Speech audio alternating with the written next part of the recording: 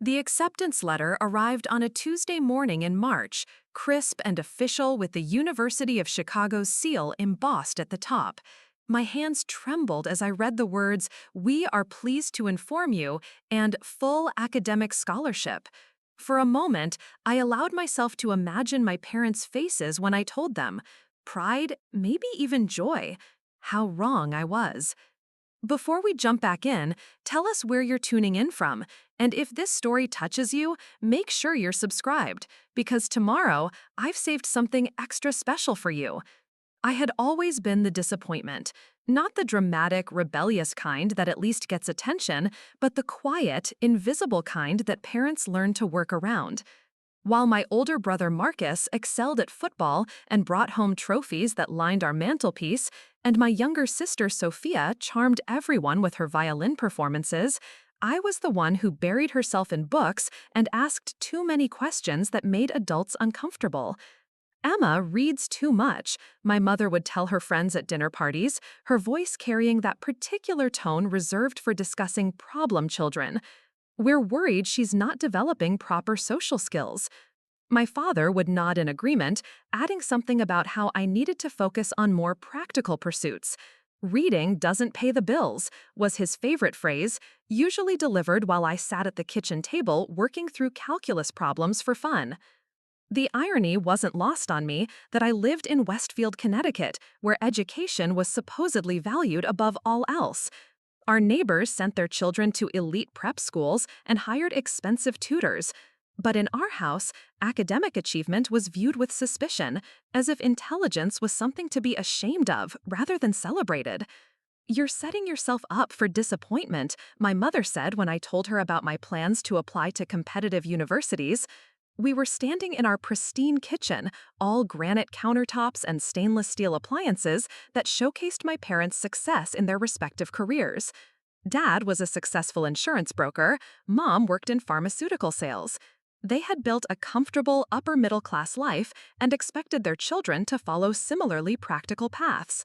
"But Mom, I have a 4.0 GPA. I scored in the 99th percentile on the SATs." I tried to explain, holding up my test scores like evidence in a trial. She barely glanced at the papers. "Emma, sweetheart, you're being unrealistic. Those schools are for a different kind of person. We've talked about this." The way she said "different kind of person" made it clear she didn't mean it as a compliment. "You should apply to state schools, maybe consider business or nursing, something stable." My father entered the conversation at that moment, still wearing his work clothes, tie loosened around his neck. "What's all this about now?" he asked, though his tone suggested he already knew and wasn't pleased. "Emma's still talking about those fancy colleges," my mother explained, using the same voice she might use to discuss a persistent rash. His face darkened. "We've been over this, Em. You're not Harvard material. Hell, you're barely state school material. Your grades might look good to you, but you don't understand how competitive things really are out there." He grabbed a beer from the refrigerator and popped it open with more force than necessary.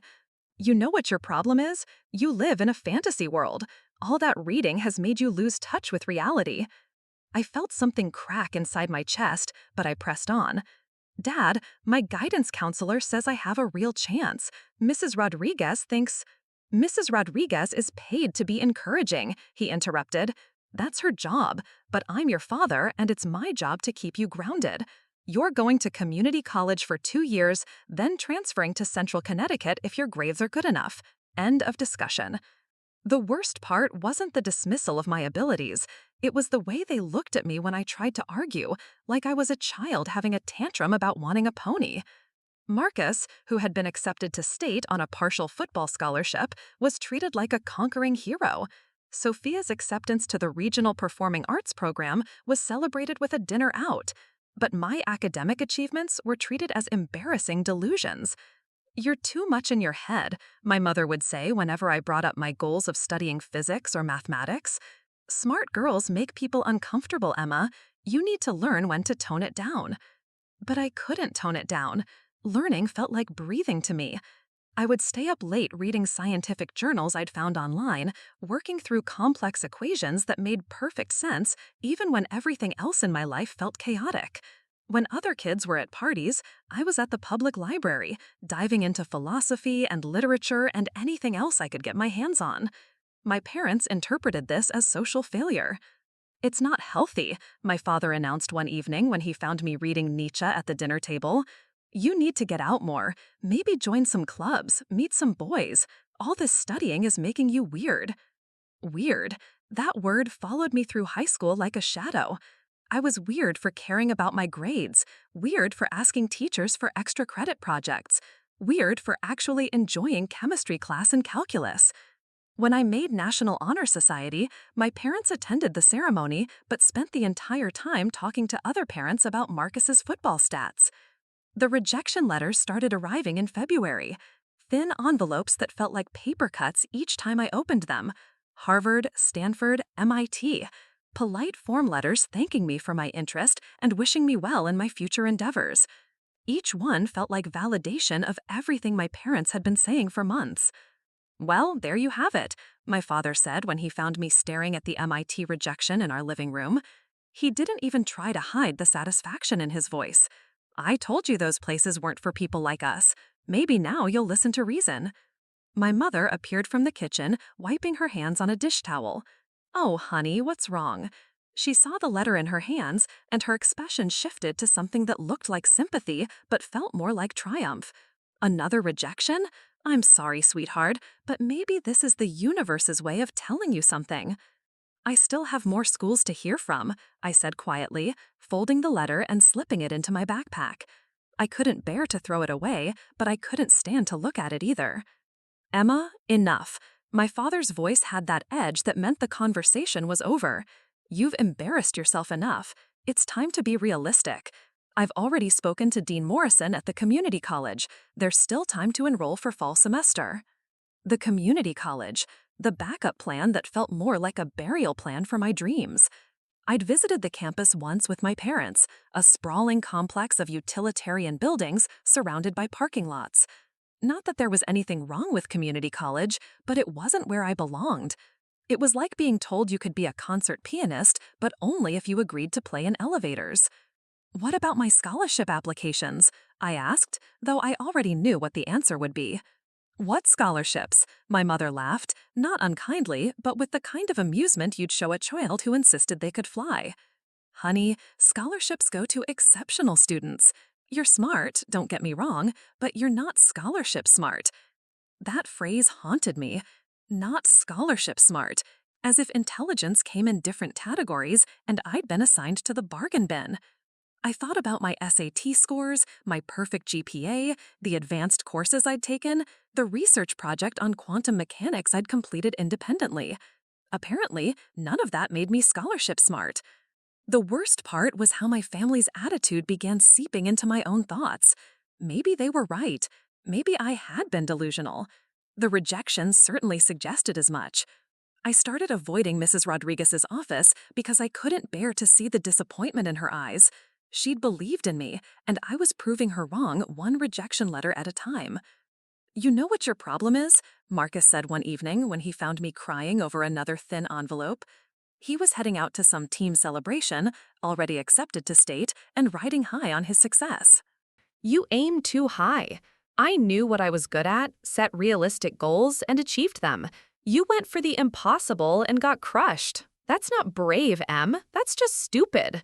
Even Sophia, usually the gentle one in our family, seemed to view my situation with a mixture of pity and impatience. "Maybe you could try again next year," she suggested while practicing violin in the living room. "After you prove yourself at community college." Prove myself. The assumption that I hadn't already done so, that my 4 years of perfect grades and academic achievements meant nothing, stung more than any rejection letter. I was being asked to start over, to earn the right to dream again, as if dreaming itself had been a privilege I'd abused. The financial pressure began in March. My father sat me down at the kitchen table with a calculator and a stack of bills, his reading glasses perched on his nose as he went through numbers with the precision of someone delivering a terminal diagnosis.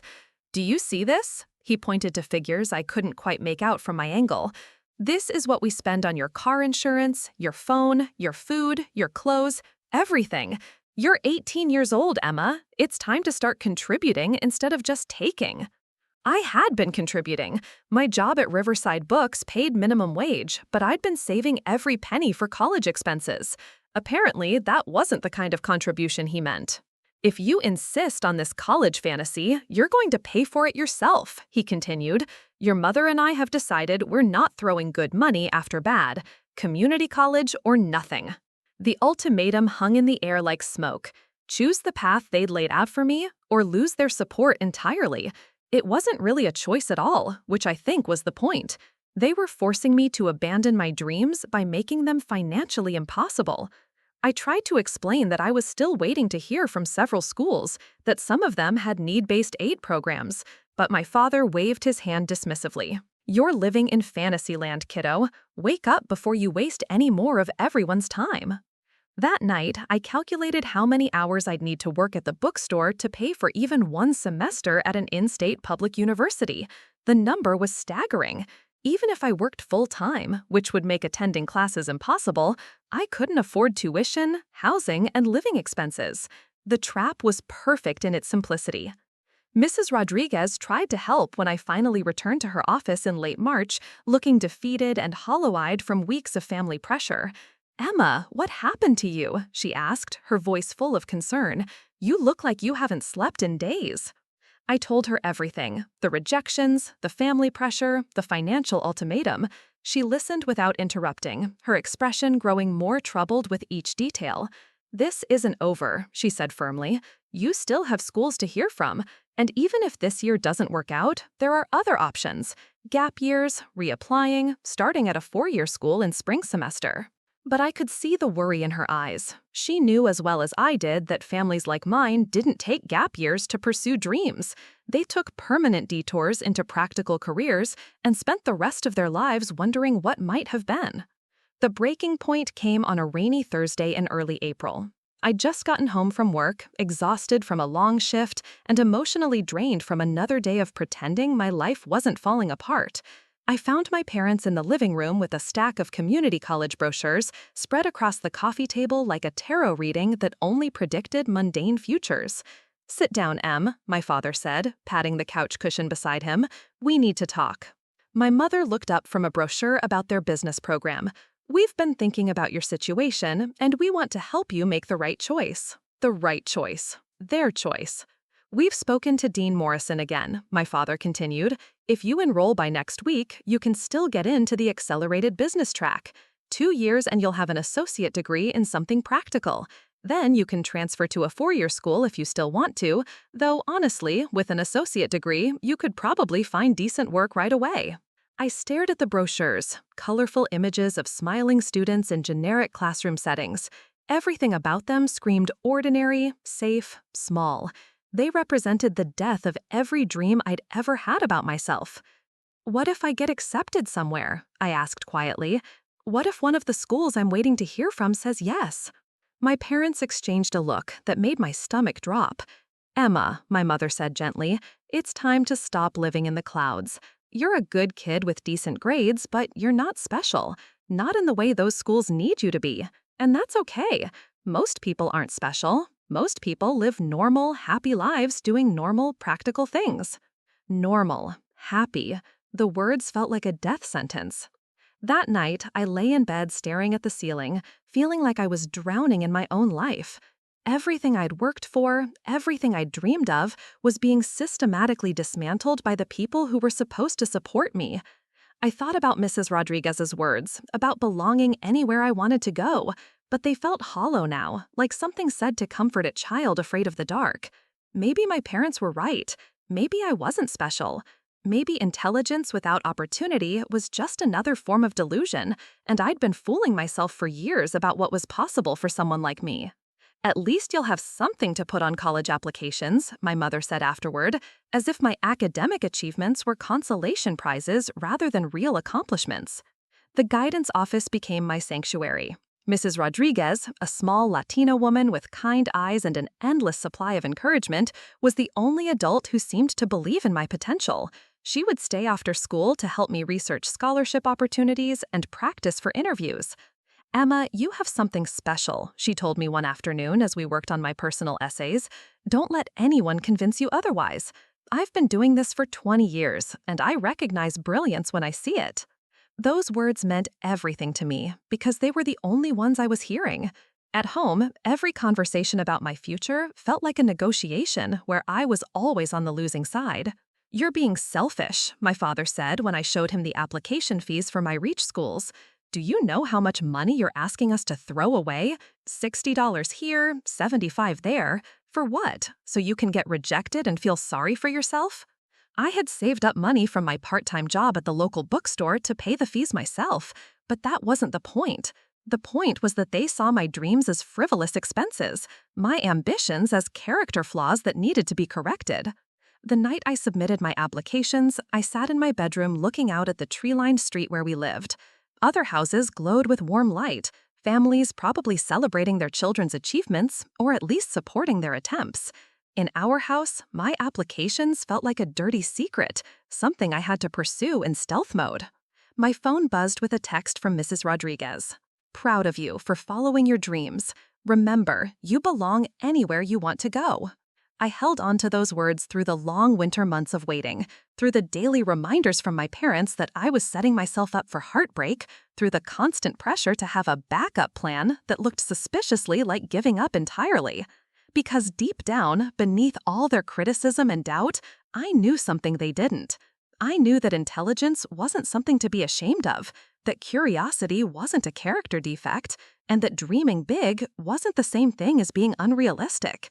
I just had to prove it. The envelope from the University of Chicago was thick. I held it in my hands for a full minute before opening it, standing in our driveway where the mail truck had just departed. My heart hammered against my ribs as I tore through the seal, afraid to hope but unable to stop myself.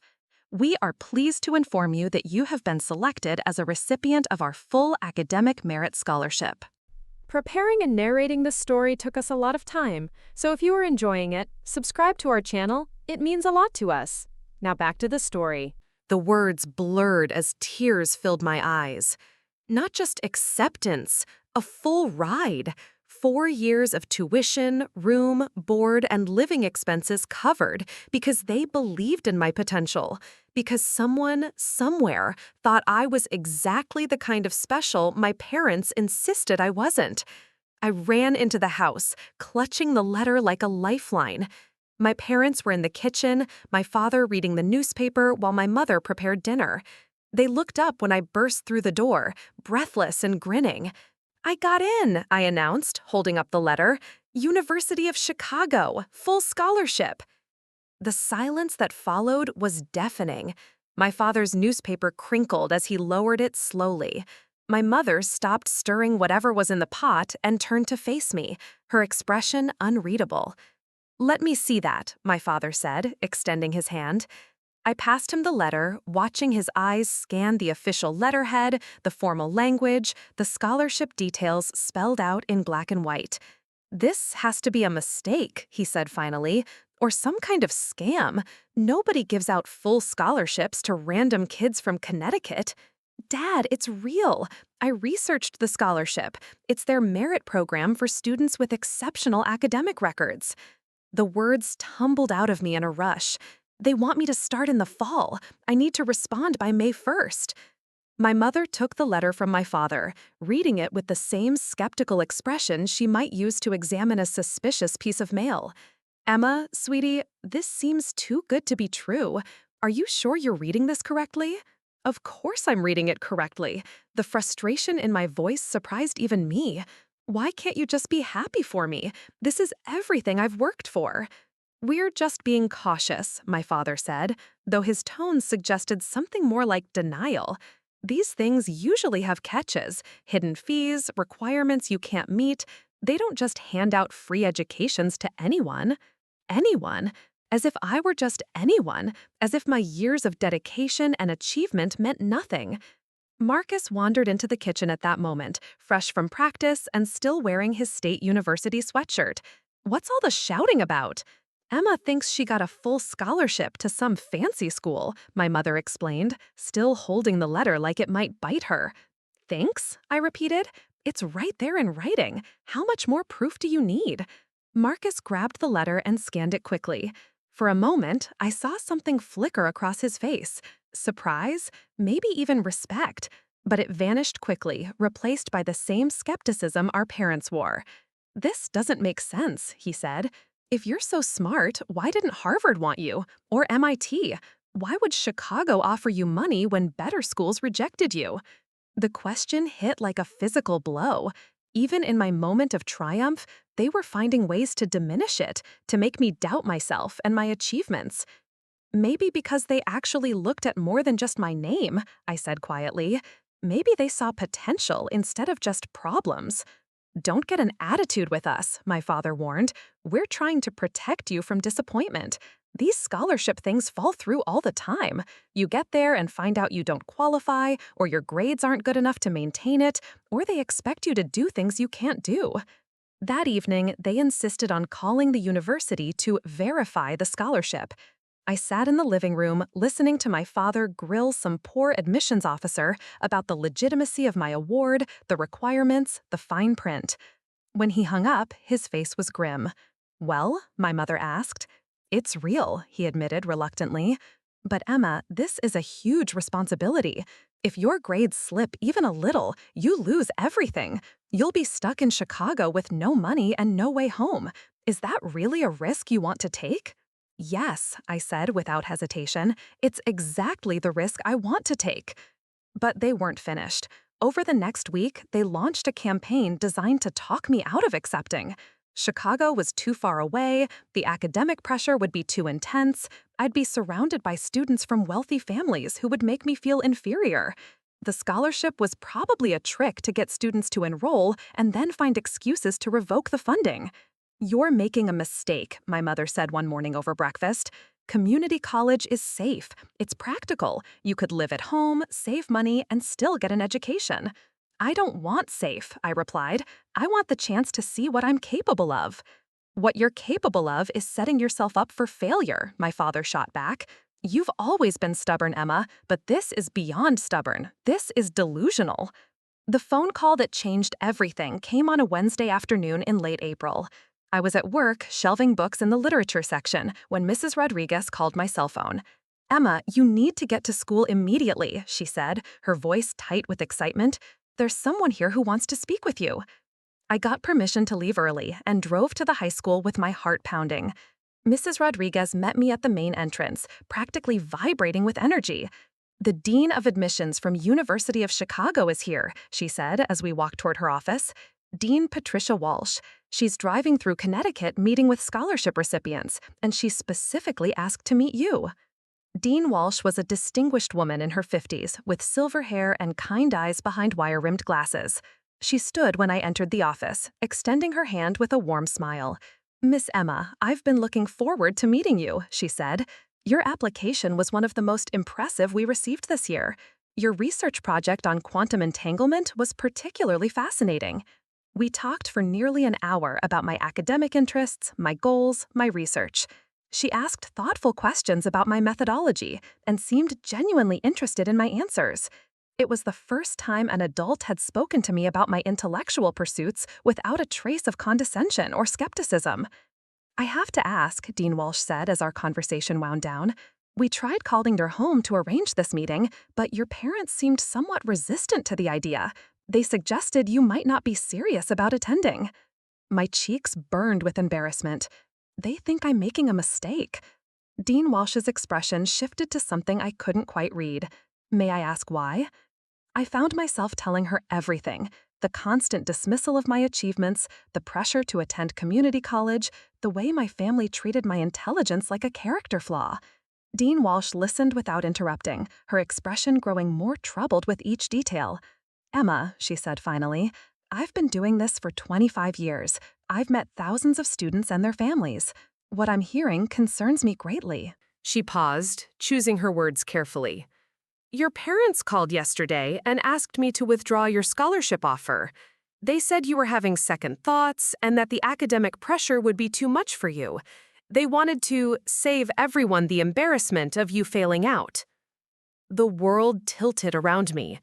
"They what?" I told them that scholarship decisions rest with the university and the student, not with parents. But Emma, I need to ask you directly. Do you want to attend the University of Chicago?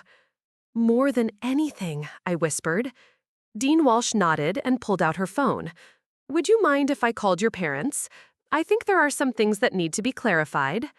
She dialed the number I gave her and put the call on speaker. My father answered on the second ring. Mr. Thompson, this is Dean Walsh from the University of Chicago. I'm sitting here with your daughter Emma, and I wanted to discuss her scholarship with you directly. Oh, Dean Walsh, thank you for calling. My father's voice was suddenly smooth and professional. We're so grateful for your interest in Emma, but we've decided this opportunity isn't right for our family. Sir, with all due respect, Emma is 18 years old. This decision is hers to make. Well, yes, but she's still our responsibility. We know our daughter better than anyone, and we're concerned she's not ready for this level of academic challenge.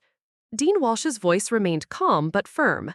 Mr. Thompson, Emma scored in the 99th percentile on her SATs. She has maintained a perfect GPA while taking the most challenging courses available to her. She completed an independent research project that impressed our entire physics department. What exactly makes you think she's not ready for academic challenge? There was a long pause.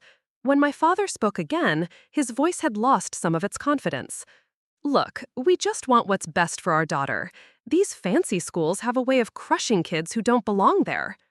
And what makes you think Emma doesn't belong at the University of Chicago? Another pause. She's always been a dreamer. We're trying to keep her grounded in reality. Mr. Thompson, Dean Walsh said, her voice taking on a steel edge, reality is that your daughter is one of the most promising students we've encountered in years. Reality is that we don't offer full merit scholarships lightly. Reality is that we believe Emma has the potential to make significant contributions to our academic community and beyond. She paused, letting that sink in. I've spent my career identifying exceptional students, and I'm telling you that your daughter is exceptional. If you can't see that, then perhaps the problem isn't with Emma's dreams. Perhaps the problem is with your vision.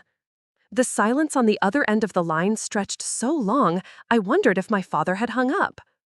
Are you telling me I don't know my own daughter? He finally asked, his voice tight with anger. I'm telling you that sometimes we're too close to see clearly, Dean Walsh replied. Emma, do you accept the scholarship offer? Yes, I said, my voice stronger than I'd felt in months. I accept. 6 months later, I was studying in the University of Chicago library when my phone buzzed with a text from Mrs. Rodriguez. She'd attached a photo of the local newspaper. The headline read, "Local Student Receives Prestigious Academic Honor." The article described how I'd been selected for the university's freshman research program, how my work was already being noticed by professors, how I'd been invited to present at a national conference. At the bottom, there was a quote from Dean Walsh. Emma Thompson represents exactly the kind of innovative thinking we hope to foster. Her parents should be extraordinarily proud. I never heard from my parents about the article, but Sophia called that night, her voice full of something I'd never heard from my family before, genuine pride. I always knew you were special, Em, she said quietly. I'm sorry it took everyone else so long to see it. The scholarship didn't just change my academic trajectory. It taught me that sometimes the people who should believe in us most are the ones who hold us back, and that real support often comes from unexpected places. Dean Walsh became a mentor, Mrs. Rodriguez became a lifelong friend, and I learned that intelligence isn't something to hide or apologize for. I'm graduating summa cum laude next month with early admission to graduate school. My research on quantum computing applications has been published in 3 peer-reviewed journals. But more importantly, I volunteer with first-generation college students, helping them navigate families who don't understand their dreams. Because I know now that being called a disappointment says more about the people doing the calling than it does about the person they're trying to diminish. And sometimes, the biggest disappointment is when parents can't see the extraordinary child standing right in front of them. 5 years later, I stood at the podium of the same community college auditorium where my parents had once tried to convince me to abandon my dreams. The irony wasn't lost on me that I was there as the keynote speaker for their graduation ceremony. having just completed my doctorate in theoretical physics at age 23. Dean Morrison, the same man my father had spoken to about enrolling me, introduced me with genuine enthusiasm. Dr. Emma Thompson has become one of our region's most celebrated young scientists, and we're honored to have her speak to our graduates today. As I looked out at the audience, I spotted familiar faces in the third row. My parents sat stiffly, my mother clutching her curse like a shield, my father staring straight ahead with an expression I couldn't quite decipher. They'd driven 2 hours to attend, though we'd barely spoken since my undergraduate graduation. When people ask me about overcoming obstacles, I began, my voice carrying clearly through the microphone, I tell them that sometimes the biggest barriers aren't external circumstances or lack of resources. Sometimes they're the voices that tell us we're not capable of greatness, especially when those voices come from people we love. I spoke about resilience, about the importance of believing in yourself when others don't, about how intelligence and ambition aren't flaws to be corrected, but gifts to be nurtured. I talked about the mentors who see potential where others see problems, and how a single person's belief can change the trajectory of a life. After the ceremony, my parents approached hesitantly. My mother's eyes were red-rimmed, and my father looked older than I remembered. "Emma," my mother started, her voice barely above a whisper, "your speech was beautiful. We're so proud of you." The words I'd waited years to hear felt strange and hollow now. Pride offered too late feels less like validation and more like regret wearing a different mask. "Thank you," I said simply. My father cleared his throat. "We know we made mistakes. We were trying to protect you from disappointment, but we realize now that we were the ones causing it." I nodded, feeling the weight of years between us. "I know you thought you were helping." "Can we try to rebuild this?" my mother asked, hope flickering in her eyes. "We want to be part of your life again." The question hung in the air like a bridge I wasn't sure I wanted to cross. Some wounds heal with time and apology. Others leave permanent scars that change the landscape of relationships forever. "Maybe," I said finally, "but it would have to be different this time. I won't apologize for who I am or what I've achieved." My father nodded slowly. "We wouldn't expect you to. We're the ones who need to apologize." As they walked away, I felt something shift inside me. Not forgiveness exactly, but a kind of peace. I'd built a life they couldn't diminish, achieved success they couldn't deny, and found my voice in a world that had tried to silence it. The little girl who'd once believed she was a disappointment had grown into a woman who understood that other people's limitations don't define your potential. And sometimes, the greatest victory isn't proving them wrong, it's proving yourself right. Up next, you've got 2 more standout stories right on your screen. If this one hit the mark, you won't want to pass these up. Just click and check them out.